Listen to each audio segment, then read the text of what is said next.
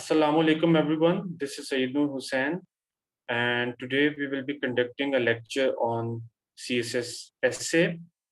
essay जो है वो बहुत ही एक अहम सब्जेक्ट है CSS का, और इसमें मैक्सिमम जो स्टूडेंट्स हैं वो फेल हो जाते हैं, और ये एक बहुत बड़ा जो है बैरियर होता है CSS क्लियर करने में। जो दूसरे सब्जेक्ट्स में भी बहुत अच्छा परफॉर्म करते हैं वो भी इसमें फेल होने की वजह से CSS में आगे नहीं बढ़ सकते।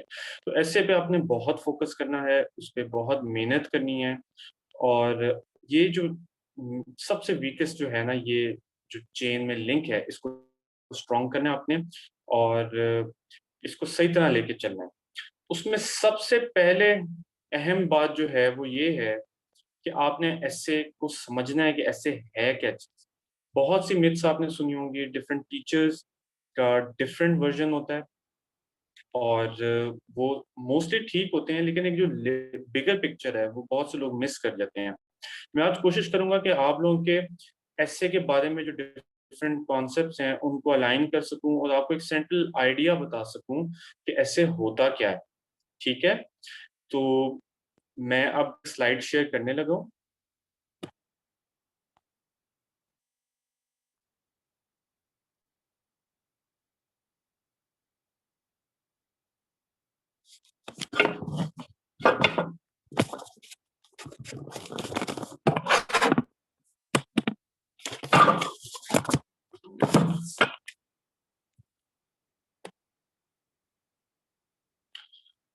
आई होप आप लोगों को ये स्लाइड नजर आ रही होगी।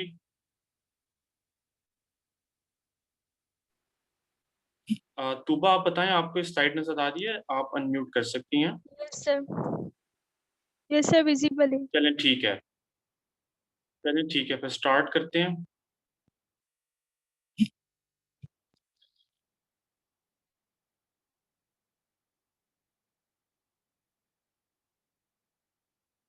देखिए, सबसे पहले समझते हैं कि ऐसे होता क्या है। तो ऐसे की एक डेफिनेशन है।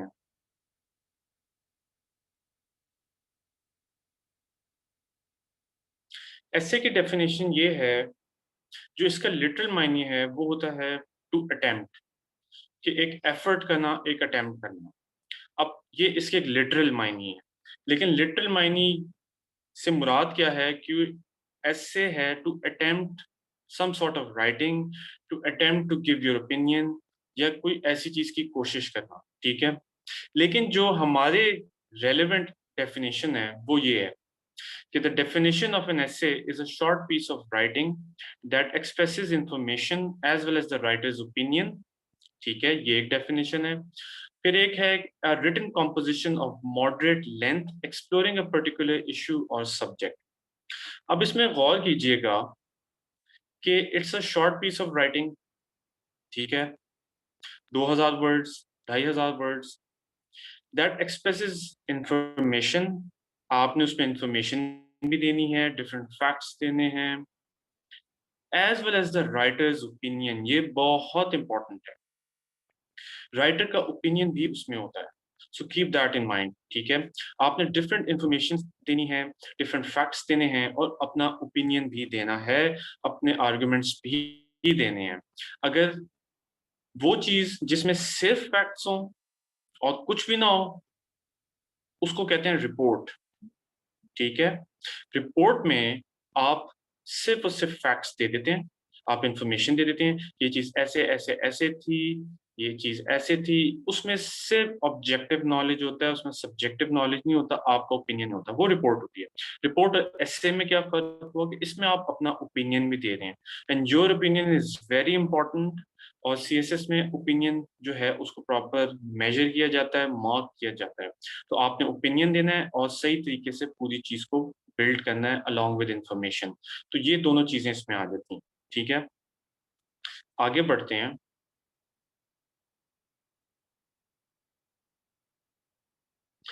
एसे का बेसिक स्ट्रक्चर क्या है, ये समझना बहुत जरूरी है।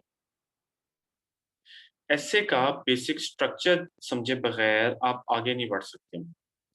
बहुत से आप में लोग ऐसे होंगे जो बिगिनर्स हैं, बहुत से ऐसे लोग हैं जिन्होंने इस पे ऑलरेडी काम भी किया होगा, और बहुत से ऐसे लोग हैं जो लिख भी चुके होंगे और जिन्होंने अटेम्प्ट्स भी दी हैं, ठीक है? लेकिन इस वक़्त आप इमेजिन करें कि आपको कुछ भी नहीं पता ऐसे का, किसी टीचर से आपने नहीं पढ़ा हुआ और आप ज़ीरो से ये चीज़ जो है वो सीख रहे हैं। तो ज़हन में रखिएगा कि सबसे पहले आप ऊपर देखें तो एक ट्रायंगल है, जो नीचे की तरफ पॉइंट आउट कर रहा है, ठीक है? मैं 1 सेकंड आपको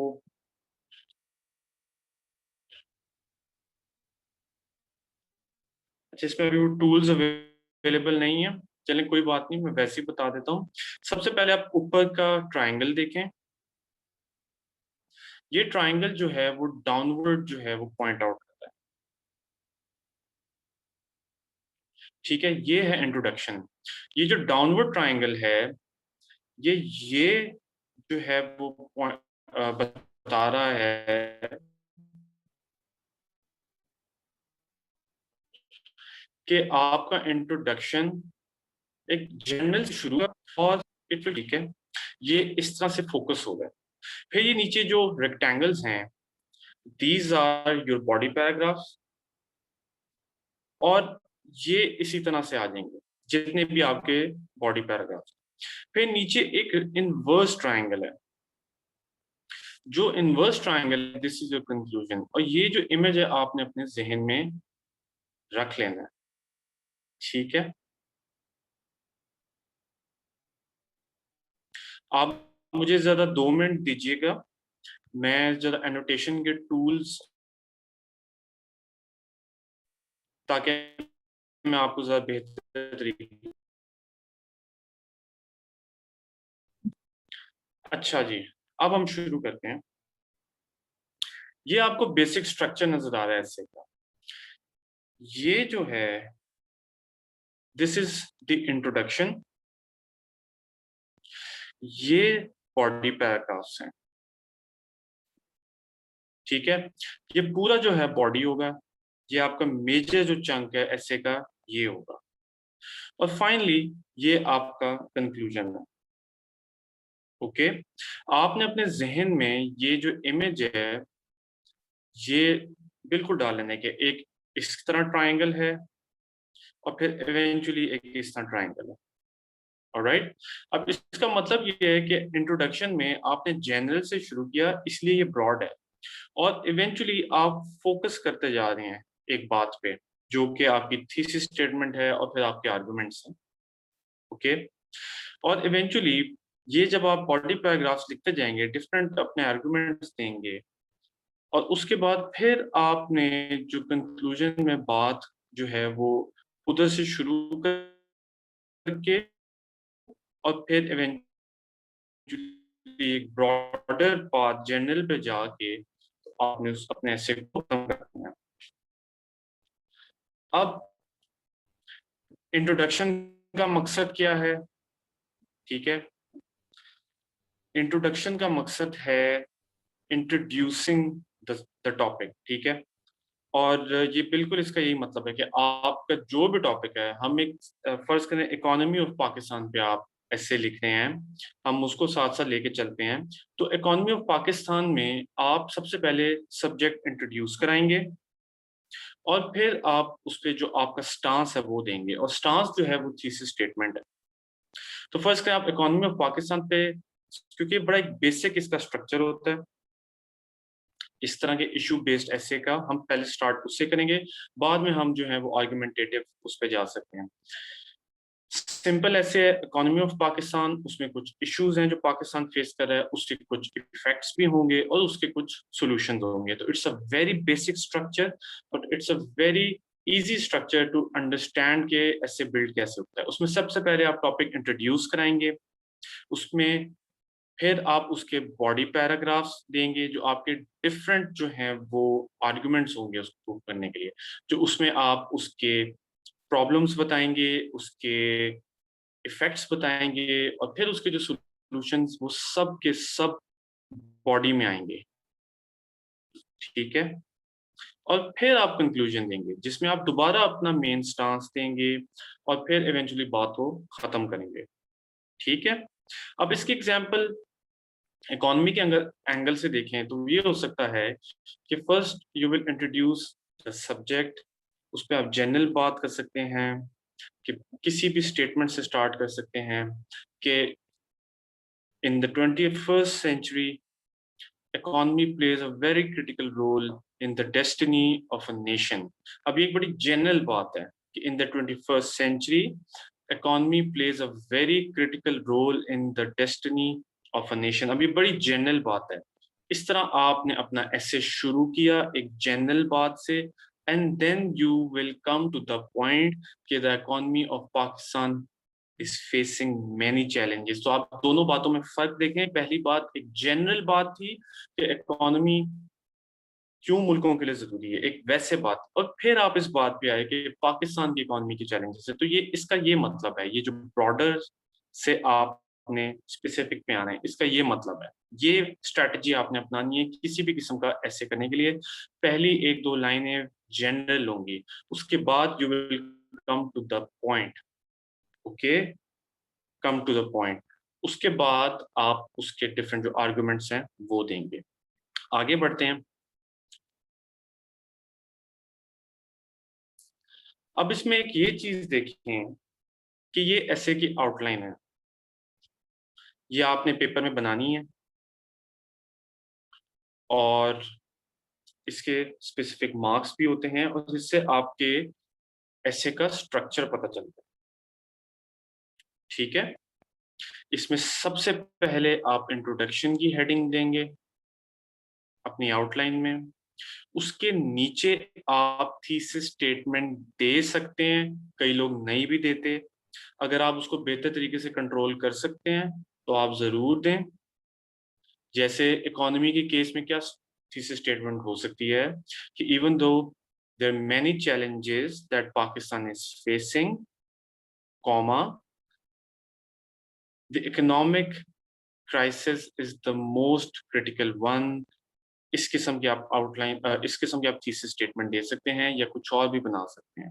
तो थीसिस स्टेटमेंट जो यहाँ पे आएगी कोशिश करें वही आपके इंट्रोडक्शन में भी आ जाए। तो इंट्रोडक्शन के नीचे आप थीसिस स्टेटमेंट दे सकते हैं आउटलाइन में और नहीं भी दे सकते, बोथ आर फाइन। ठीक है, फिर आपके आएंगे बॉडी पैराग्राफ्स। यहाँ पे आपने अपने डिफरेंट जो सेक्शंस हैं वो बनाने हैं। अगर हम इकोनॉमी की बात करें तो इस तरह आप यहाँ पे पहले बड़ा सेक्शन बनाएं कि causes of the economic crisis. ये मैं आपको बड़ा बेसिक करके बता रहा हूँ ताकि आपको स्ट्रक्चर समझ आए, उसको आप थोड़ा बेहतर भी फ्रेम कर सकते हैं, लेकिन अभी मैं आपको बहुत बेसिक बता रहा हूँ उन लोगों के लिए जिनको बिल्कुल भी नहीं पता। एक मेजर हेडिंग देंगे या मार्कर में बना सकते हैं causes of the economic crisis, उसके नीचे इसी तरह एक एक आर्गुमेंट आप दे देंगे कि कॉजेज क्या हैं।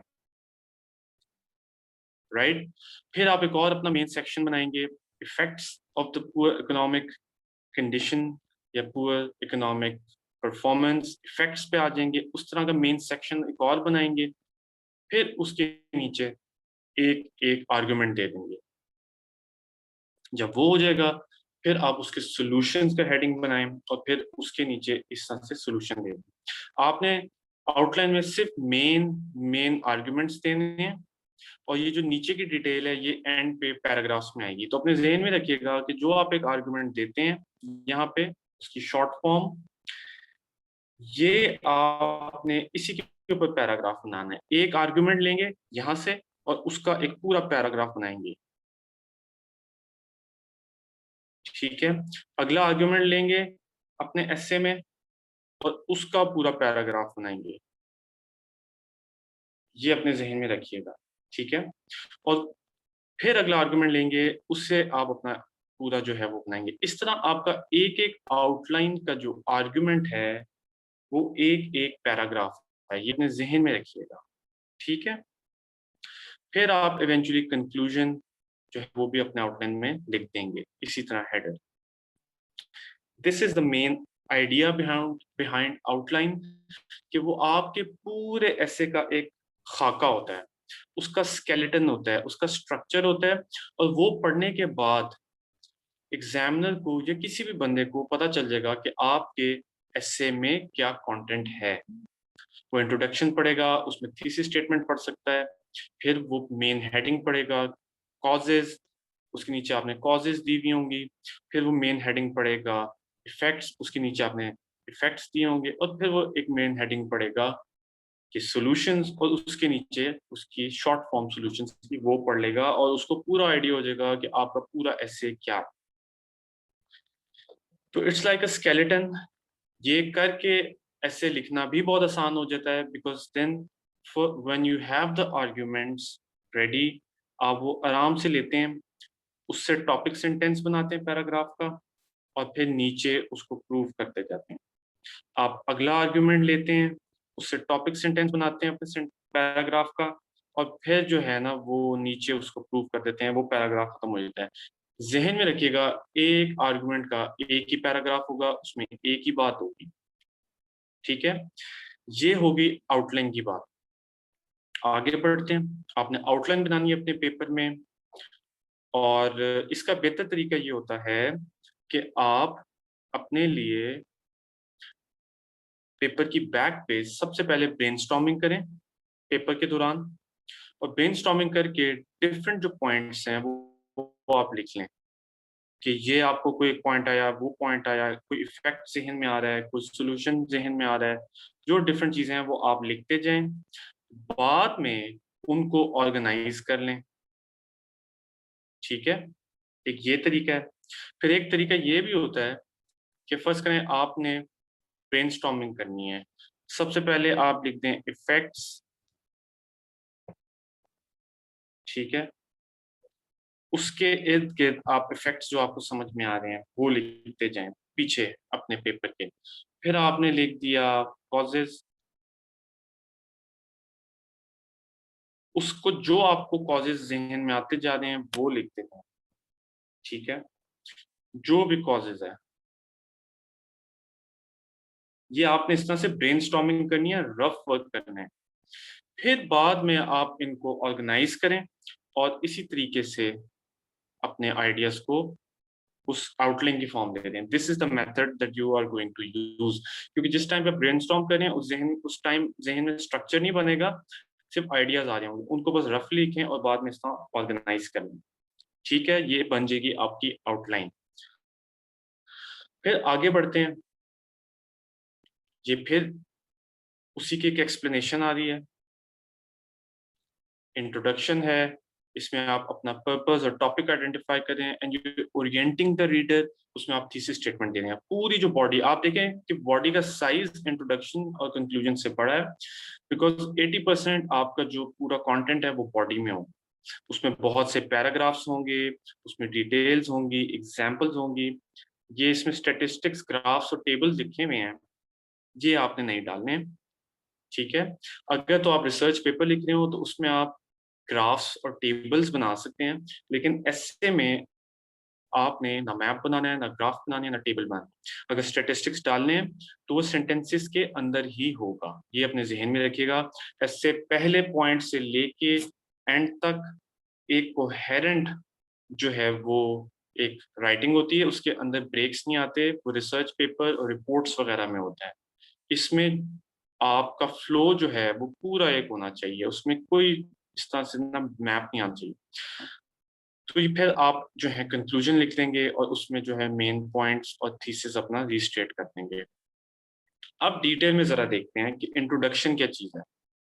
आपने वो ट्राइंगल देखा था, उस ट्राइंगल की डिटेल देखते हैं।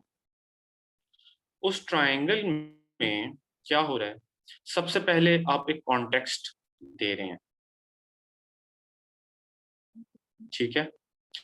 जो हमने बात की कि आपने इससे अपना स्टार्ट किया, आपने एक ब्रॉडर बात की, या ब्रॉड देख सकते हैं कि ये ब्रॉड है।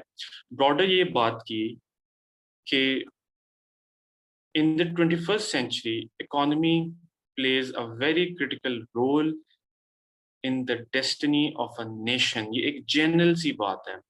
उस जनरल बात से आप फिर एक और कोई जनरल बात कर सकते हैं, कि इकोनॉमी क्यों इम्पोर्टेंट है, और फिर आप उस पे अपने मेन उस पे आ जाएंगे, योर पोजीशन, योर क्लेम और योर थीसिस स्टेटमेंट। इस पे बहुत ज्यादा लोग कंफ्यूज होते हैं कि थीसिस स्टेटमेंट क्या चीज है, लेकिन देखें thesis statement is nothing more than your position और your stance on the subject. Economy का सवाल है, आप ये एक्सप्लेन करना चाह रहे हैं कि पाकिस्तान को बहुत से चैलेंजेस हैं, तो आपकी थीसिस स्टेटमेंट या आपकी पोजीशन ये है कि even though there are many challenges that Pakistan faces today, still economy is the most critical problem of Pakistan, which has led to various issues।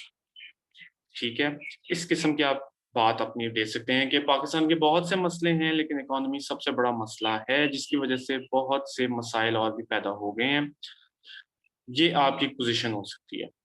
अच्छा, फिर जो आपने मेन पॉइंट्स बनाए थे अपने आउटलाइन में, डिफरेंट कॉजेज, डिफरेंट इफेक्ट्स और different solutions, उनके मेन पॉइंट्स वो इसके बाद आएंगे।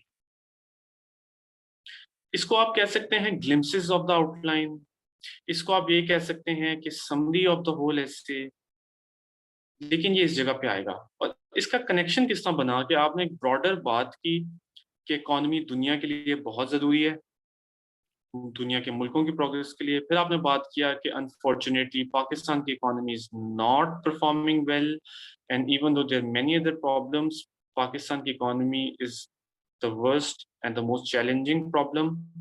और फिर आप बात करेंगे कि कैसे ये है, क्योंकि बहुत से मसले हैं, फिस्कल डेफिसिट है, करंट अकाउंट डेफिसिट है, टैक्सेशन के इश्यूज हैं, एक्सपोर्ट्स इतनी नहीं है, इंडस्ट्रियलाइजेशन इतनी नहीं है, और उसकी वजह से पाकिस्तान का जीडीपी इतना नहीं है, और जॉब्स इतनी नहीं हैं, और पाकिस्तान इतना तरक्की नहीं कर पा रहा। लेकिन पाकिस्तान अगर इन चैलेंजेस को सही तरह कोप करे तो पाकिस्तान इनको ठीक कर सकता है। अब ये सारी चीजें आपके ऐसे में भी आएंगी, लेकिन ये इस सेक्शन में भी आएंगी बड़ी ही कंप्रेस होके, इसी तरह जैसे मैंने बताया, बड़ा ही कंप्रेस करके। तो ये एक तरह का आपके पूरे ऐसे का कंप्रेस्ड वर्जन भी यहाँ आता है। अब ये जो सेक्शन है, इसमें आप देखें कि थीसिस स्टेटमेंट देते आपने ही पूरे ऐसे का एक कंप्रेस्ड वर्जन भी यहाँ दे देना है कि क्या वजह है इस इसकी, और किस तरह वो ठीक हो सकते हैं। तो पूरा ऐसे के आपके ग्लिम्पसेस इधर आएंगे, और फिर आप एंड पे भी थीसिस स्टेटमेंट अपनी रीइटरेट कर सकते हैं किसी और वर्ड्स में। तो आपके जो मेन पॉइंट्स आ रहे हैं ऐसे के, वो इस तरह सैंडविच हो जाएंगे कि थीसिस स्टेटमेंट यहाँ आई और फिर थीसिस स्टेटमेंट यहाँ आई, और आपका इंट्रोडक्शन खत्म हो गया। कि आपने कहा था कि पाकिस्तान के बहुत से मसले हैं, लेकिन इकोनॉमी सबसे बड़ा मसला है। फिर आपने थोड़ा सा कंप्रेस करके बता दिया कि क्या वजूहात हैं और उनके क्या इफेक्ट्स हैं, बिल्कुल शॉर्ट करके, और बिल्कुल बस उनको रेफर करके, और कैसे ठीक हो सकते हैं। और फिर आप कह सकते हैं एक थीसिस स्टेटमेंट को ही एक और वर्ड्स में डाल दें कि अगर पाकिस्तान ये अपना सबसे बड़ा चैलेंज जो है इसको ठीक कर ले, तो पाकिस्तान बहुत बेहतर हो सकता है, बहुत बेहतरी की तरफ जा सकता है। तो इस तरह से जब दोबारा थीसिस स्टेटमेंट यहाँ आ जाती है, यहाँ पोजीशन यहाँ आती है, तो ये जो सारे पॉइंट्स आपने यहाँ दिए होते हैं, दोबारा उनको एक क्लोजर सा मिल जाता है। ये एक मेथड है, ये एक स्ट्रक्चर है इंट्रोडक्शन बिल्ड करने का। ठीक है, ये अपने जहन में रखिएगा, और इसी तरह आपने इंट्रोडक्शन जो है वो फॉलो करना है। इंट्रोडक्शन करने के बाद हम आगे बढ़ते हैं। ये एक और आप तरीके से भी इंट्रोडक्शन को देख सकते हैं कि सबसे पहले ये परसुएसिव ऐसे का है, हम इशू बेस्ड कर रहे हैं, लेकिन उसका भी बेसिक यही होगा कि आपने सबसे पहले कोई ना कोई ब्रॉड बात करनी, कोई हुक आएगी कि आप क्या बात करना चाह रहे हैं। हुक पे बाद में बात करेंगे, उस पर कंफ्यूज ना हो, बस वो पहली जो स्टेटमेंट है, फिर आपकी पोजीशन आई जो थीसिस स्टेटमेंट है, और फिर जो आपके पॉइंट्स हैं वो आ गए, और फिर दोबारा भी आप थीसिस स्टेटमेंट दे सकते हैं इस पॉइंट पे जहाँ पे इंट्रोडक्शन खत्म हो रहा है। ठीक है, ये एक और तरीका है देखने का, लेकिन ये डायग्राम अपने जहन में रखिएगा जब आप इंट्रोडक्शन डिजाइन करें। इंट्रोडक्शन बड़ा कॉन्शियसली बिल्ड करें, उनको कॉन्शियसली डिजाइन करें, ये इत्तेफाक से नहीं होता, ये पूरा ये स्ट्रक्चर जो है ये फॉलो होता है इंट्रोडक्शन में। ये हो जाएगा। फिर हम आते हैं अपने बॉडी पैराग्राफ्स, जो आपके आर्ग्यूमेंट्स हैं डिफरेंट, वो आपने कैसे करने। हर पैराग्राफ का एक स्ट्रक्चर है, जैसे पूरे एसे का एक स्ट्रक्चर है, इस तरह इंट्रोडक्शन का एक स्ट्रक्चर है, वैसे हर पैराग्राफ का भी एक स्ट्रक्चर है। अब पैराग्राफ का क्या स्ट्रक्चर है कि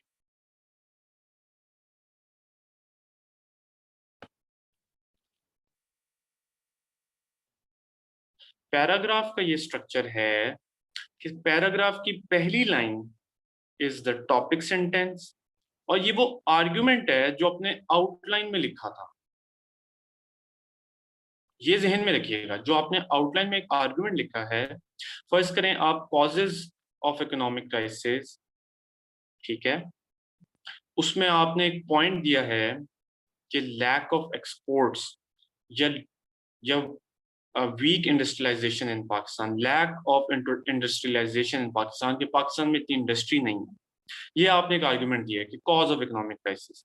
जाहिर है जब इंडस्ट्री नहीं होगी, इतनी जॉब नहीं होंगी, जब इतनी जॉब नहीं होंगे लोग बेरोजगार होंगे, इंडस्ट्री नहीं होगी, उतने एक्सपोर्ट्स नहीं होंगे, एक्सपोर्ट्स नहीं होता तो उससे आपका जो है वो करंट अकाउंट डेफिसिट भी आता है और इकोनॉमिक ग्रोथ भी नहीं होती जब आपकी इंडस्ट्रियलाइज ना हो मुल्क। तो आपने एक पॉइंट लिखा था उसमें शॉर्ट फॉर्म में, लैक ऑफ इंडस्ट्रियलाइजेशन।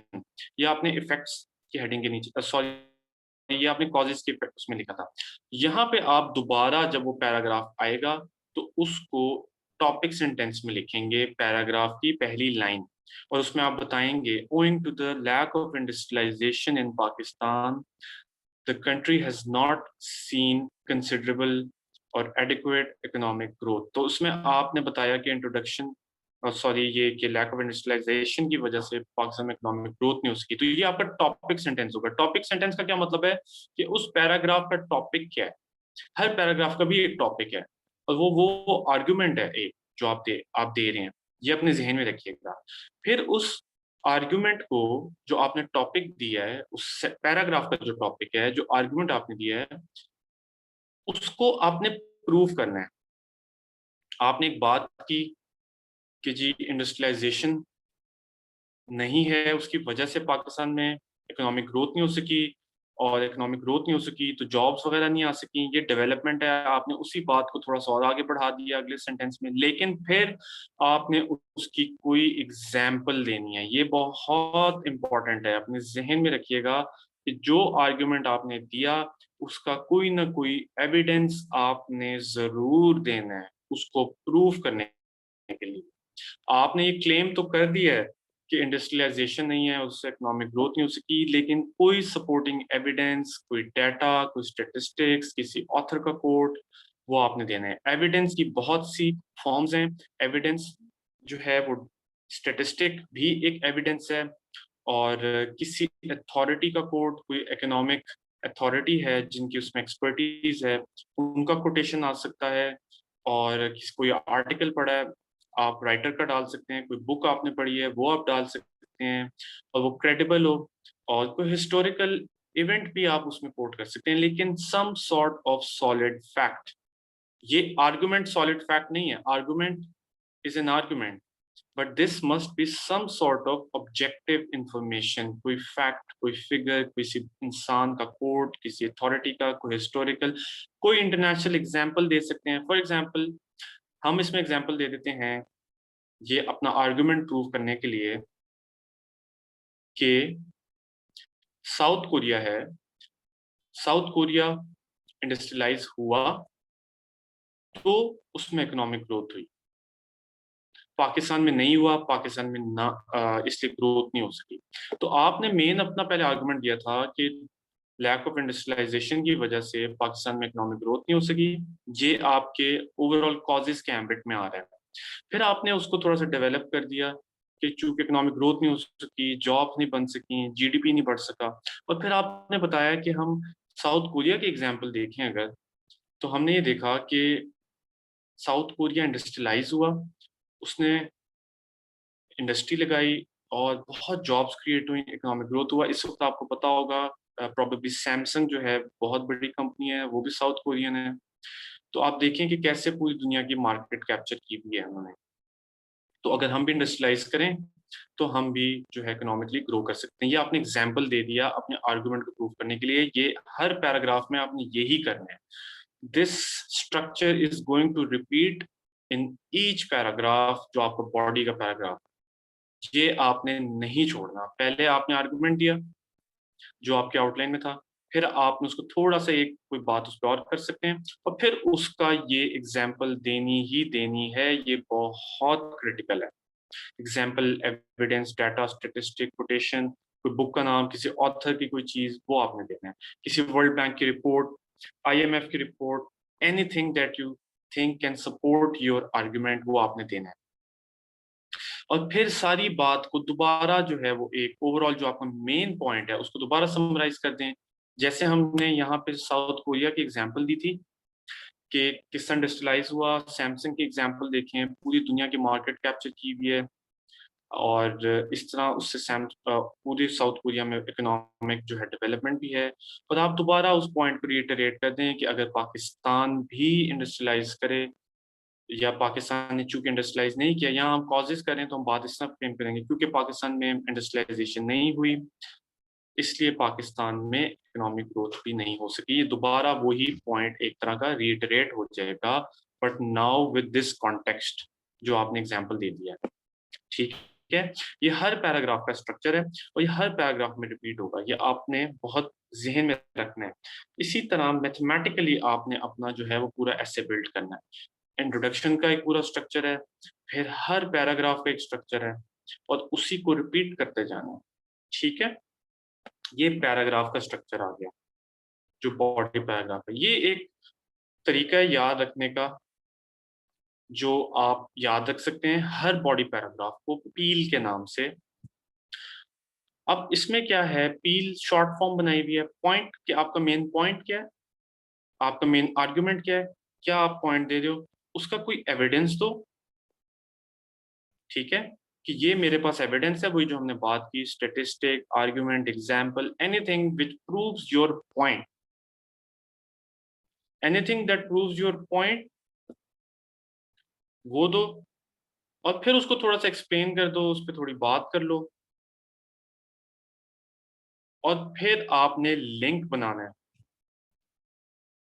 अगले पैराग्राफ के साथ। ये आप इस तरह भी बना सकते हैं, और अगले पैराग्राफ की पहली लाइन को भी पिछले के साथ कनेक्ट कर सकते हैं। ये अपने जहन में रखिएगा कि जो अगला पैराग्राफ आ रहा है वो पिछले से कनेक्टेड होना चाहिए, और सारे पैराग्राफ्स आपस में एक फ्लो करने चाहिए इस तरह से कनेक्टेड। उनके अंदर कोई जो है वो गैप नहीं आना चाहिए। आप अपने जहन में ये रखें कि ये जब आपका एक पैराग्राफ आया वो दूसरे में फ्लो करे, फिर दूसरा पैराग्राफ आया वो फ्लो करे, और उनका जो कनेक्शन है वो ठीक होना चाहिए। उनके अंदर कोई डिसजॉइंटेड जो है वो नहीं होना चाहिए कि उनका कनेक्शन ना हो। ठीक है, एक फ्लो होना चाहिए, और वो वेरियस आप टेक्निक्स हैं जिससे कर सकते हैं। कनेक्टिंग वर्ड्स होते हैं, और उसके अलावा ऐसे सेंटेंसेस होते हैं जिनको आप यूज कर सकते हैं। फॉर एग्जांपल, एक कनेक्टर होता है इन एडिशन टू दिस। जब आपने एक कॉज दे दिया, आपने उसके अलावा एक और ऐड करना है, तो आपने अगले पैराग्राफ को यहाँ से शुरू किया, इन एडिशन टू दिस, और फिर अगला नया पॉइंट आपने दे दिया। तो जैसे अगर आपने दिया था कि लैक ऑफ इंडस्ट्रियलाइजेशन एक कॉज है, तो आपने अगला पॉइंट दिया कि फर्ज करें आप फिजिकल डेफिसिट की बात करें हैं, और आप बात करें कि जो बजट डेफिसिट है वो एक बहुत बड़ा मसला है पाकिस्तान की इकोनॉमी में। तो आपने अगला कर दिया कि इंडस्ट्रियलाइजेशन के बाद, वैसे ये इस तरह फ्लो में नहीं आएंगे लेकिन मैं एक एग्जांपल दे रहा हूँ कि in addition to lack of industrialisation, poor taxation और फिजिकल डेफिसिट, कोई भी जो आप पॉइंट देना चाह रहे हैं, has also greatly hampered the economic progress of the country। तो आपने in addition to this कर दिया, और in addition to पिछला पॉइंट कर दिया कि in addition to lack of industrialization, अब आपने आगे अगला पॉइंट अपना दे दिया। इस तरह आपका कनेक्शन बन गया। ठीक है, अपने जहन में देखिएगा, ये कनेक्शंस आप यूज कर सकते हैं। अपार्ट फ्रॉम दैट, एक तरीका है अगली बात को लाने का, या apart from lack of industrialisation, lack of taxation has also greatly contributed, या fiscal deficit has also greatly contributed to poor economic performance of Pakistan. तो इस तरह से आपने अगले पैराग्राफ को साथ कनेक्ट कर देना है और पूरे आपके एसे में एक ही फ्लो होना चाहिए, कहीं ये ना पता चले कि एक पैराग्राफ खत्म हुआ दूसरा शुरू हुआ। ये इसकी टेक्निक है, ये आपने प्रैक्टिस कर लेना है। हर पैराग्राफ को इसी तरीके से बिल्ड करना है जो ये आपको नजर आ रहा है। अच्छा, ये एक एग्जाम्पल है बॉडी पैराग्राफ की, ताकि आपको समझ आए कि किस तरह से होना है। अब इसमें कोई स्मोकिंग से रिलेटेड या ऐसे है, या जो भी है, ये हेल्थ से रिलेटेड है। उसने अपना टॉपिक सेंटेंस दिया, there are several serious health hazards directly linked to smoking. ये उसका टॉपिक सेंटेंस है, ये पैराग्राफ का भी पहला सेंटेंस है। अच्छा, ज़हन में रखिएगा कि पैराग्राफ में आपने यहाँ पे गैप भी देना है। ये इंडेंट इन्होंने नहीं दिया, लेकिन आपने वो इंडेंट देना है। ये जो चीज़ है, यहाँ से थोड़ा सा गैप दे के आपने शुरू करना है। खैर, उसने अपना टॉपिक सेंटेंस दिया कि there are several serious health hazards directly linked to smoking, कि स्मोकिंग के साथ बहुत से सेहत के मुज़र असरात जो हैं वो लिंक्ड हैं। तो इसमें अब हमें पता चला कि इस पैराग्राफ में ये मुज़र असरात की बात करेगा स्मोकिंग से रिलेटेड। ये इस पैराग्राफ का टॉपिक है और ये पहला लाइन जो है ये इसका आर्गुमेंट है। इसने आउटलाइन में भी ऐसे डाला होगा, serious health hazards due to smoking, इस किस्म का कोई पॉइंट इसका आउटलाइन में भी होगा। अब वो यहाँ पे आ रहा है, there are several serious health hazards directly linked to smoking, इसका टॉपिक सेंटेंस है। अब वो आगे उसको एक्सप्लेन कर रहा है, the link between smoking and cancer is well known, as well smoking is linked to other lung diseases like emphysema and bronchitis. यहाँ पे उसने अपनी बात को प्रूव करने की कोशिश की। पहले उसने मेजर क्लेम किया कि there several health hazard directly linked to smoking, फिर उसने बताया कि ये प्रूफ दे रहा है वो कि लंग डिजीजेज हैं एफिसीमा एंड ब्रोंकाइटिस, और उसने आगे और एविडेंस दे रहा है, smokers also have a greater risk of heart disease later in life. This is evidenced in recent court cases in USA where smokers have been awarded damages from tobacco companies. ये उसने एक evidence दिया है यहाँ पे।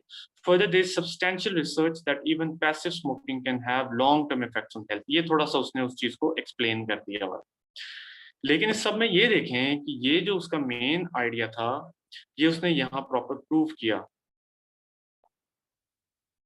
In fact से।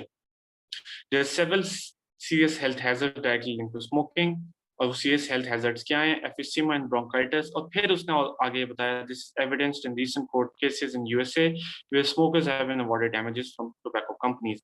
तो इस तरह से उसने अपना एविडेंस दिया और अपना ये पॉइंट प्रूव किया। फिर आपने उसने फाइनल कंक्लूडिंग सेंटेंस दिया, clearly smoking is a dangerous habit and should be avoided. उसने एक फिर अपने मेन आइडिया के साथ कनेक्ट कर दिया। तो इस तरह से आपने अपने पैराग्राफ्स बिल्ड करने। ठीक है, ये है बॉडी पैराग्राफ, हर बॉडी पैराग्राफ में यही आएगा। ऑलराइट, आगे चलते हैं कंक्लूजन पे। ये आपका आखिरी हिस्सा है और इसमें आपने फिर अपना जो मेन आइडिया है, जैसे इकोनॉमी की बात थी कि पाकिस्तान को बहुत से चैलेंजेस हैं, लेकिन इकोनॉमी एक बड़ा सीरियस चैलेंज है जो कि ग्रोथ रोक रहा है।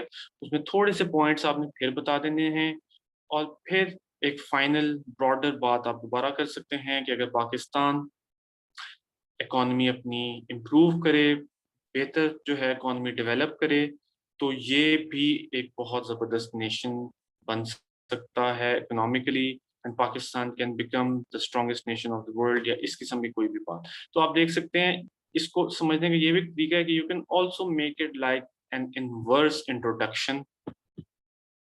ठीक है, एक इनवर्स इंट्रोडक्शन जो है वो बन रहा है और फिर आप कंक्लूड कर देंगे। This is how you going to build your whole essay.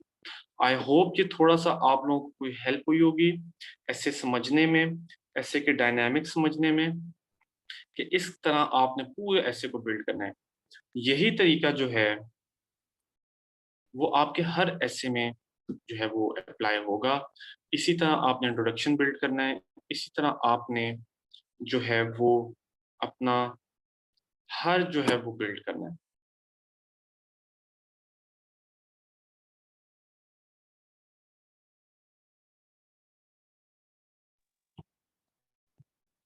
I hope ये थोड़ा सा आप लोगों के लिए हेल्पफुल था, आप लोगों को थोड़ा समझ आया कि किस तरह से ऐसे बिल्ड करना है। अब हम थोड़े से क्वेश्चंस पूछ लेते हैं इससे रिलेटेड।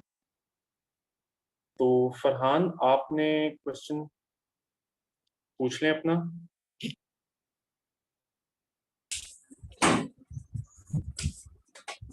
अस्सलाम वालेकुम सर। वालेकुम अस्सलाम। सर मुझे ये पूछना था कि हमें ये कहा जाता है कि आपका जो सेंटेंस है वो शॉर्ट होना चाहिए, और जो है सेंटेंस की स्ट्रक्चर जो है वो बेस्ट होनी चाहिए। तो सर सेंटेंस की स्ट्रक्चर के लिए कोई स्ट्रेटजी या कोई ऐसा कोई बुक अगर आप हमें गाइड कर सकें। Thank you sir. ठीक है, देखें, आपका सेंटेंस शार्प होना चाहिए, बिल्कुल सही किसने आपको एडवाइस दी है। शार्प इसलिए होना चाहिए कि जो बात आप कर रहे हैं you should directly come to the point. कोई बात में आपने एम्बिग्विटी नहीं रखनी, it should be very sharp, it should be very crisp. So keep that in mind, ठीक है। सेंटेंस स्ट्रक्चर से क्या मुराद है? सेंटेंस के स्ट्रक्चर्स आप लोग सही तरह सीखें। सेंटेंस की डिफरेंट टाइप्स होती हैं, ठीक है। ये आप जाके जरा गूगल कर लें या यूट्यूब कर लें, सेंटेंस की टाइप्स क्या होती हैं। सबसे पहले होता है सिंपल सेंटेंस, उसमें एक इंडिपेंडेंट क्लॉज होता है। फिर एक होता है कॉम्प्लेक्स सेंटेंस, उसमें दो क्लॉजेस होते हैं, एक डिपेंडेंट और एक इंडिपेंडेंट। फिर एक कंपाउंड सेंटेंस है, उसमें दो इंडिपेंडेंट है। ये तीन ही आप सीख लेना तो it will be more than enough. Be very conscious कि आप क्या कर रहे हैं, कौन सा सेंटेंस लिखते हैं। आपकी राइटिंग में बहुत क्वालिटी आ जाएगी अगर आपको पता होगा कि आप सिंपल सेंटेंस लिखते हैं जिसमें इंडिपेंडेंट क्लॉज है तो वो क्या इम्पैक्ट देगा। अगर आप कंपाउंड सेंटेंस लिख रहे हैं तो आपका वो एक और तरह का इम्पैक्ट देगा। अगर आप कम्प्लेक्स सेंटेंस दे रहे हैं तो वो एक और तरह का इम्पैक्ट देगा। कम्प्लेक्स सेंटेंस बड़ा खूबसूरत होता है, वो जरूर सीखें। और ये जो मैंने एग्जांपल दी थी कि even though there are many challenges that Pakistan faces, economy is the most critical one, ये एक कम्प्लेक्स सेंटेंस होता है। इसके अंदर दो हिस्से होते हैं, इसमें पहले आप एक बात करते हैं और फिर उस बात को निगेट भी कर सकते हैं। तो ये एक बड़ा अच्छा तरीका होता है बात करने का। इसमें ऑल दो और इस किस्म के सबऑर्डिनेटिंग कंजंक्शंस यूज होते हैं। ऑल दो, इवन दो, ये जो है वो आपके सेंटेंस को एक तरफ लेके जाते हैं और फिर आप कॉमा के बाद एक बात को और तरीके से कर सकते हैं। ये बड़ा जबरदस्त तरीका, इवन थीसिस स्टेटमेंट भी इसी फॉर्म ऑफ सेंटेंस में बनाएं। आप बहुत ज्यादा इंफॉर्मेशन इसमें जो है वो डाल सकते हैं। तो ये सेंटेंस टाइप्स हैं, ये जरूर सीखें, ये इतने मुश्किल भी नहीं है, बड़े सिंपल हैं। आपको बस ये समझना पड़ेगा कि क्लॉज क्या होता है, फिर आपको ये समझना पड़ेगा कि इंडिपेंडेंट और डिपेंडेंट क्लॉज क्या होता है, वो समझें। और फिर आपको समझना पड़ेगा कि इनके डिफरेंट कॉम्बिनेशन से किस तरह ये डिफरेंट टाइप्स ऑफ सेंटेंसेस बनते हैं, ठीक है। फिर थोड़ा सा आप ये सीख लें कि फ्रेजेस क्या होते हैं। फ्रेजेस को थोड़ा सा समझ लें, प्रपोजिशनल फ्रेज को थोड़ा सा समझ लें, वो भी हेल्प करते हैं, ठीक है। वो भी आपके राइटिंग में क्वालिटी लाएंगे। जैसे एक प्रपोजिशनल फ्रेज है लॉन्ग टाइम अगो, कॉमा, फिर आपने अगली बात कर दी, तो ये पहले एक फ्रेज है। ये समझें कि क्लॉजेस और फ्रेजेस में क्या फर्क होता है, उससे भी आपको बहुत बेहतरी आएगी। और आपके जो वो ग्रामर का प्रेसी में पार्ट है, सेंटेंस करेक्शन का, वो बहुत इजीली आप हैंडल कर सकते हैं। और दूसरा पंक्चुएशन का पार्ट आप बहुत इजीली हैंडल कर सकते हैं। तो ये भी आप समझ लें, इसमें आपको ज़्यादा टाइम नहीं लगेगा। लेकिन आप अगर आप कॉन्शियसली लिख रहे होंगे कि ये फ्रेज आ रहा है, अब मैं इस तरह से इंडिपेंडेंट क्लॉज यूज कर रहा हूँ, सिंपल सेंटेंस है, कॉम्प्लेक्स सेंटेंस है, आप बड़ा कॉन्शियस हो जाएंगे कि ये मैं किस तरह से चीज़ को बिल्ड कर रहा हूँ, ठीक है। ये ज़रूर देखें। फिर एडवर्ब्स होते हैं, उनको ज़रा सही तरह समझ लें, वो भी सेंटेंसेस में यूज होते हैं, उससे भी क्वालिटी आती है। और ये ज़रूर देखें। चलें आगे बढ़ते हैं। नूरुल ऐन, आप अपना क्वेश्चन पूछ लें।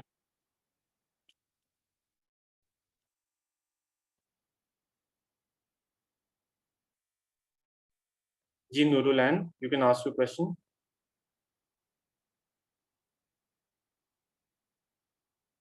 चले आमना से पूछ लेते हैं। Amna Javed, you can ask your question. अस्सलाम वालेकुम सर। सर वो पूछना था कि ये जो हेडिंग्स होती हैं ये हम लोग ऐसे में ऐड कर सकते हैं या एक स्ट्रेट पैराग्राफ फॉर्म में सिर्फ ऐसे को लिखते हैं? बहुत अच्छा क्वेश्चन है। देखें, ऐसे में आपने हेडिंग्स नहीं देनी, पीरियड, इसके अलावा इस पे कोई जो है दूसरी राय नहीं है। और हेडिंग्स वगैरह आपने सिर्फ आउटलाइन में देनी है और उसमें भी डिफरेंट सेक्शंस मार्क करने के लिए मार्कर से। ऐसे में आप जब स्टार्ट करें, पहले वर्ड से कंक्लूजन के आखिरी वर्ड तक there will be no heading, no map, no graph, no table, कोई हेडिंग नहीं होगी। ये क्लियर कर लें अपने जहन में आइडिया। वो एक फ्लो में पूरी एक कंटिन्यूअस राइटिंग होगी जिसमें कोई भी ब्रेक नहीं आएगी। ये अपने जहन में रखिएगा, ठीक है। अगला क्वेश्चन रहमान वजीर। जी Rehman. Hello, Assalamu alaikum, sir. जी, Am I audible, sir? you're audible, please ask your question.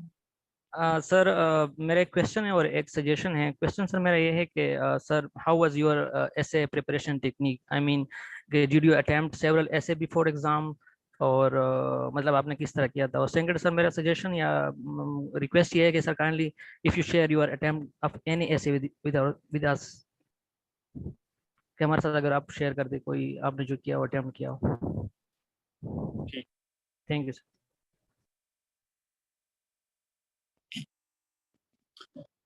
अच्छा, देखें, ऐसे प्रिपेयर करने का तरीका ये है कि सबसे पहले तो आपने स्ट्रक्चर मास्टर कर लिया, जो मैंने आज आपको समझाया है। ये तो आपने बिल्कुल नहीं भूलना, ये हर ऐसे में अप्लाई होगा, ठीक है।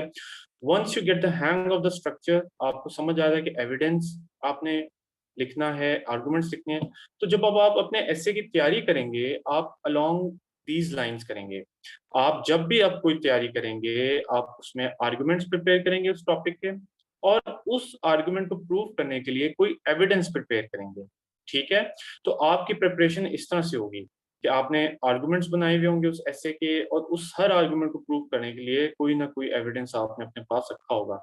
तो आप ऐसे की आउटलाइन की फॉर्म में तैयारी करें, फिर उसका एक इंट्रोडक्शन प्रैक्टिस करें। मैं यही करता था कि एक टॉपिक पे आपने आउटलाइन बना ली, उसका एविडेंस इकट्ठा कर लिया हर आर्गुमेंट का, और फिर उसका एक इंट्रोडक्शन प्रैक्टिस कर लिया। पूरा ऐसे आप ना भी लिखें तो कोई बात नहीं, अगर आपने आर्गुमेंट्स और उनका एविडेंस इकट्ठा किया हुआ है तो आपने उसको एक पैराग्राफ की फॉर्म ही देनी है, ठीक है। फिर हर 10वां ऐसे जो है, या हर पांचवा ऐसे जो है, वो पूरा आप लिख लें, ताकि आपकी एक लिखने की भी प्रैक्टिस हो, आपको फ्लो भी बनाना आए, ताकि एक बात से दूसरी बात में आप फ्लो कर सकें, एक पैराग्राफ से दूसरे पैराग्राफ में आप फ्लो कर सकें, ठीक है। जहाँ तक दूसरा आपका क्वेश्चन है, इफ आई फाइंड माय एसे, अभी काफी अरसा हो गया मेरे पास नोट्स वगैरह कहीं चीजें बंद पड़ी हैं। I will see if I find my essay, मैं जरूर शेयर कर दूंगा आप लोगों के साथ, वरना आउटलाइन तो मैं डेफिनेटली शेयर कर दूंगा। एक आउटलाइन मैंने ऑलरेडी शेयर भी की हुई है, इज वर्ल्ड पीस पॉसिबल या is the world moving towards peace, ऐसा उसका टॉपिक है, वो आप काइंडली देख लीजिएगा। वो इसी तरह से आपको समझ आएगी। वो एक आर्गुमेंटेटिव ऐसे है, थोड़ा सा कॉम्प्लेक्स है, लेकिन उसमें प्रिंसिपल्स यही अप्लाई होते हैं, आर्गुमेंट्स हैं और उनका एविडेंस है। आप वो जरूर देखें, आपको समझ आएगा कि उस किस्म के ऐसे कैसे अटेम्प्ट करते हैं। फिर आगे बढ़ते हैं, जावेरिया रहमान, आप प्लीज आस्क योर क्वेश्चन। जी अस्सलाम वालेकुम sir. Sir am I audible? You are audible. Sir मेरा क्वेश्चन ये था कि ऐसे में तकरीबन कितने वर्ड्स का होना चाहिए, लेंथ के अकॉर्डिंग कितनी लेंथ होनी चाहिए ऐसे की? और दूसरा मैं ये कंफर्म करना चाह रही थी कि अभी आपने बताया कि आउटलाइन में हमने पॉइंट्स लेने हैं और उसके बाद जब हमने ऐसे स्टार्ट कर लेना है उस वक्त वो कॉन्टिन्यूस होना चाहिए। जी बिल्कुल। ये दो दो क्वेश्चन सर ये मेरे थे। Thank you. देखें, ऐसे 2000 वर्ड्स का होना चाहिए CSS का, और 2000 इज इनफ, लेकिन क्वालिटी पे कॉम्प्रोमाइज नहीं करना। अगर क्वालिटी अच्छी है तो 1900 1800 तक भी चल सकता है, but try to write 2000 words without compromising the quality. ये जहन में रखिएगा कि वर्ड्स इतने इंपॉर्टेंट नहीं है, क्वालिटी इंपॉर्टेंट है। अगर आप वो क्वालिटी, टेक्निक, ऐसे के ये सारे प्रिंसिपल्स डिमॉन्स्ट्रेट करेंगे, एग्जामिनर जो है वो आपको रिवॉर्ड कर देगा। 1800-1900 वर्ड्स भी इनफ हैं, लेकिन इससे कम नहीं आपने लिखना। ट्राई टू गो बियॉन्ड 2000, लेकिन अगर 1900 भी आ जाता है तो ठीक है, दैट्स मोर देन इनफ। लेकिन क्वालिटी पे कॉम्प्रोमाइज नहीं करना, इन प्रिंसिपल्स पे कॉम्प्रोमाइज आपने नहीं करना। जहां तक बात है कि जो आपका दूसरा क्वेश्चन है, यस, आउटलाइन पॉइंट्स की फॉर्म में होती है, बुलेट पॉइंट्स होते हैं, और जो आपका एसे है वो पूरी एक कंप्लीट राइटिंग होती है, उसमें कोई ब्रेक नहीं आएगा, एक बात से दूसरी बात फ्लो करेगी, कंटिन्यूस एक बात होगी, कंटिन्यूस आर्गुमेंट होगा, इट्स वन लॉन्ग आर्गुमेंट। ये अपने जहन में डालें, या it's one long sentence, it's one long argument, it's one long piece of writing. उसमें कहीं ब्रेक नहीं आएगा इस किस्म का कि आपने बुलेट पॉइंट शुरू कर दिए या आपने मैप्स बनाना शुरू कर दिए, ये आपने नहीं करना। ठीक है, अगला क्वेश्चन ले लेते हैं तौकीर का। तौकीर प्लीज अपना क्वेश्चन पूछें। सर अस्सलाम वालेकुम। सलाम। सर मेरा क्वेश्चन ये था कि सर मैं तकरीबन पिछले जो 4 महीनों से कंसेक्यूटिव डॉन के आर्टिकल्स पढ़ रहा हूँ और डिफरेंट राइटिंग स्टाइल्स को भी ऑब्जर्व कर रहा हूँ। तो सर मेरा क्वेश्चन ये है कि कौन सा राइटिंग स्टाइल बेस्ट है ऐसे लिखने के लिए। और सर मैं अभी 6th सेमेस्टर में हूँ, तो मैं चाहता हूँ कि इस जो मेरा अगला पूरा ईयर है इसमें मैं अपने ऐसे को प्रिपेयर करूँ, जस्ट ऐसे को प्रिपेयर कर लूँ, ऐसे के काबिल हूँ। तो मैं किस तरह अपनी स्ट्रेटेजी बनाऊं, क्योंकि मैं छोटी राइटिंग तो कर रहा हूँ लेकिन मुझे उससे कोई मुझे नहीं बेनिफिट नहीं नजर आ रहा। अच्छा तौकीर, आपको ये स्ट्रक्चर कुछ समझ में आया ऐसे का? देखिए, आपने सबसे पहले ये स्ट्रक्चर समझना है जो मैंने आज आपको समझाया। जब आपको वो समझ आ जाए फिर आपने आगे पढ़ना है। जहां तक बात है राइटिंग कौन सा स्टाइल बेहतर है, तो वो स्टाइल बेहतर है जो कि डायरेक्टली बात करे, वर्बोसिटी ना हो, सिंपल इंग्लिश में लिखना है, बिल्कुल सिंपल इंग्लिश में। उसमें अच्छे वर्ड्स यूज करें जो कि इफेक्टिव हैं, लेकिन words for the sake of words आपने नहीं यूज करने हैं। प्लीज ये फ्लॉवरी लैंग्वेज आपने नहीं यूज करनी। That is not the point of essay. Ideas clear होने चाहिए, जो बात आप करना चाह रहे हैं, जो बात आपके जहन में है, वो बात कितनी इफेक्टिवली एग्जामिनर तक पहुंच रही है, दैट इज द पॉइंट। ऐसी इंग्लिश होनी चाहिए, पेचीदा नहीं होनी चाहिए। देखें, एक फर्क यह है कि जो चीज आप प्रिंटेड पढ़ते हैं या ऑनलाइन पढ़ते हैं वो हैंड रिटन नहीं होती, वो प्रिंटेड होती है, उसमें लेटर्स भी अलग नजर आ रहे होते हैं, तो it's easier to understand them. जहां आप हाथ से लिखते हैं, पहले तो आप हाथ से लिखते हैं, राइटिंग अंडरस्टैंड करनी है। दूसरी चीज ये है कि वो अगर आप और कॉम्प्लिकेटेड कर देंगे तो आपके आइडियाज कम्युनिकेट ही नहीं होंगे। तो वो कम्युनिकेट करने के लिए बहुत जरूरी है कि सिंपल लिखें और इफेक्टिव लिखें। इस किस्म की आपने राइटिंग करनी है। डॉन वगैरह में थोड़े से पेचीदा चीजें पेचीदा स्टाइल्स होते हैं, उनको ना फॉलो करें। जो सेंटेंस टाइप्स हैं ये जरूर सीखें और इनके थ्रू अपनी राइटिंग करें। जो डिफरेंट टाइप्स ऑफ सेंटेंसेस हैं ये सीख लें, ज्यादा टाइम नहीं लगेगा इसमें। इनके थ्रू फिर अपनी राइटिंग करें तो उसमें वो क्वालिटी आना शुरू हो जाएगी। अगला क्वेश्चन लेते हैं मायरा जुल्फिकार का। जी अस्सलाम वालेकुम सर। सर मेरा क्वेश्चन सबसे पहले ये था कि जो हम कोटेशंस ऐड करते हैं सर, और फिर उसके अलावा इस्लामिक वर्सेस ऐड करते हैं, वो कर सकते हैं सर ऐसे में ऐड? और सर दूसरा क्वेश्चन ये था कि जैसे हम आपने कहा कि ये डॉन के आपको पढ़नी चाहिए आर्टिकल्स, सर उसमें कौन सा कोई स्पेसिफिक एक एरिया या पोर्शन है जिसको हम पढ़ सकते हैं स्पेसिफिकली ऐसे के लिए? सर काइंडली ये दो क्वेश्चंस क्लियर कर दें। ठीक है, देखें, कोटेशन आप डाल सकते हैं ऐसे में और आपने डालनी है, ठीक है। और वर्सेस भी डाल सकते हैं और वर्सेस भी आपने डालनी है अगर ऐसा कोई टॉपिक आता है। कोटेशन डालने का अब इसमें दो तरीके हैं। एक तरीका तो ये है कि आप लिखते जा रहे हैं और एकदम सेंटर में आपने कोटेशन डाल दी है, ठीक है, लेकिन उससे फ्लो ब्रेक होगा और वो ऐसे के प्रिंसिपल्स के भी खिलाफ है। कोटेशन डालने का तरीका ये है कि वो आपकी राइटिंग के अंदर ही आ जाए, ठीक है। फॉर एग्जाम्पल, अगर हम कोई बात कर रहे हैं, फर्ज करें हम किसी भी कोई स्कॉलर को कोट करना चाहते हैं इकोनॉमी के एंगल से, ठीक है, और उस पर आपने कोई चीज़ पढ़ी है, खुरम हुसैन का आपने एक आर्टिकल पढ़ा है डॉन में, वो इकोनॉमी पे लिखते हैं, ठीक है। अब आप उनको कोट करना चाहते हैं और वो कह रहे हैं कि पाकिस्तान की जो परफॉर्मेंस है इकोनॉमी की वो बेहतर हो जाएगी अगले माली साल में, ये उनकी एक प्रिडिक्शन है, फर्ज करें। अब आप इसको कोट करना चाहते हैं और आप उसको उसमें डालना चाहते हैं as an authority, as an evidence, तो आप उसमें इस तरह लिखेंगे फ्लो में कि Khurram Hussain, a writer, a renowned writer on economy of Pakistan, argues that या makes a case that Pakistan's economy will improve। ये मैंने अब इनडायरेक्ट जो है वो उस फॉर्म में लिखा है कि दैट लगा के, ठीक है, कि Khurram Hussain comma a reputed writer on economy of Pakistan, comma, argues that the economy of Pakistan is moving in a good direction or in a better direction or in a favorable direction. ये है इस तरह। दूसरा तरीका क्या होता है कि आप उसका डायरेक्टली कोट देते हैं, अगर एग्जैक्ट वर्ड्स आप देंगे कि Khurram Hussain comma a well-known writer on economy, comma, says, comma, quotation mark, और उनके एग्जैक्ट वर्ड्स कोट कर दें, the economy of Pakistan is moving towards a favourable direction, full stop, quotation mark close. ये डायरेक्टली उनके words आ गए। अगर आप उनको इनडायरेक्टली कोट करना चाहते हैं, वो पहले दैट लगा के आप उसको कोट कर देंगे। ये तरीका है कोट करने का ऐसे के अंदर कि आपके पैराग्राफ के अंदर ही वो आ गया, उसके फ्लो में ही आ गया। ठीक है, I hope that answers your question. आगे चलते हैं, शाजीन आप अपना क्वेश्चन पूछ लें। अस्सलाम सर। सलाम।